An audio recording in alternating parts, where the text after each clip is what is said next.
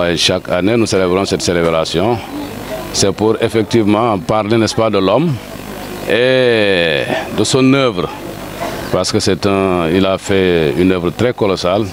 Et justement par rapport à cette Casamance-là, qui est redevenue une crise. Oui, en fait, cette crise-là a son origine. Bon, les militants sont là. Nous devons commencer normalement à partir de 9 h, débattre, n'est-ce pas, sur un sujet qui nous tenait en cœur. Il fallait donc, n'est-ce pas, justement sur le thème, parler du thème. Le thème, c'est l'unité nationale n'est pas au bout du fusil. Ça, c'est le thème central sur lequel on doit s'appesantir aujourd'hui. De toute façon, ce que nous avons toujours dit, nous n'avons jamais mis en avant une quelconque utilisation des armes. Puisque dès le départ, personne n'a utilisé les armes pour réclamer ce dont nous sommes en train, n'est-ce pas, de réclamer jusqu'à présent. Jamais, et d'ailleurs c'est ce qu'Abbé nous a dit, que lui, il ne permettra jamais à quelqu'un de prendre une arme pour revendiquer ce que nous sommes en train de revendiquer. Jamais il n'a recommandé à une personne d'utiliser les armes, n'est-ce pas, pour s'exprimer par rapport à cette indépendance que nous cherchons. C'est ça la réalité. Nous n'avons jamais demandé une guerre. Donc la guerre vous a été imposée. Voilà, justement, cette guerre-là, nous ne l'avons pas cherchée. Elle nous a été imposée par celui-là d'en face, c'est-à-dire le Sénégal. Inutile de revenir, n'est-ce pas, sur l'indépendance, parce que là maintenant ce sera une répétition, puisque tout le monde sait, tout le monde connaît bien notre position. Et jusqu'à présent, nous y sommes. Oui. Maintenant, nous voudrions, n'est-ce pas, parler un peu d'une actualité, n'est-ce pas, qui a couru ces derniers temps. Puisque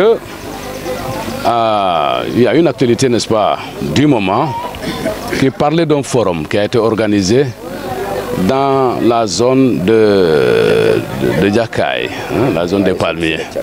Voilà, justement. Ce qu'ils ont dit dans ça, on parle de développement. Ce qui est curieux, quand on parle de développement, il fallait donc qu'il y ait une guerre pour que le Sénégal songe à développer la Casamance. C'est un peu bizarre, hein?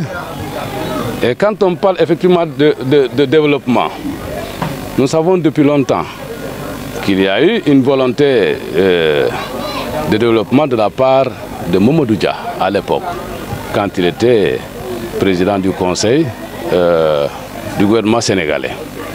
Il avait même concocté un plan de développement pour la Casamance. Il n'a pas été suivi, n'est-ce pas, par son gouvernement. Du tout. Parce que pour lui, pour résorber, n'est-ce pas, cette tendance séparatiste, il fallait passer, n'est-ce pas, par le développement, afin, n'est-ce pas, de taire cette idée-là. Alors qu'au fond, je ne crois pas, ce n'est pas notre problème, cette affaire de développement. Nous ne sommes pas levés, n'est-ce pas, pour le développement. Mais s'il s'agissait de développement, si réellement il s'agissait d'une question de développement, pour une revendication d'un développement, est-ce qu'il faut tuer? Est-ce qu'il faut tuer des Casamancés pour une affaire de développement? Moi, je n'en suis pas sûr. Parce que je ne crois pas qu'il s'agissait d'une revendication de développement. Puisque depuis ce projet-là de Mamadou Dia, nous savons que depuis 1962, que ce plan a été abandonné par l'État sénégalais. Ce qui veut dire que l'État sénégalais n'a jamais songé à développer la Casamance, parce qu'il sait que cette tendance indépendantiste existe. Alors il fallait trouver le moyen, des voies et moyens pour essayer de faire renoncer les leaders casamancés à cette conviction de dépendance. Alors ça, c'était peine perdue, puisque nous savons que nous ne sommes pas levés, n'est-ce pas, pour un développement. C'est une indépendance que nous devrions, n'est-ce pas, obtenir depuis fort longtemps.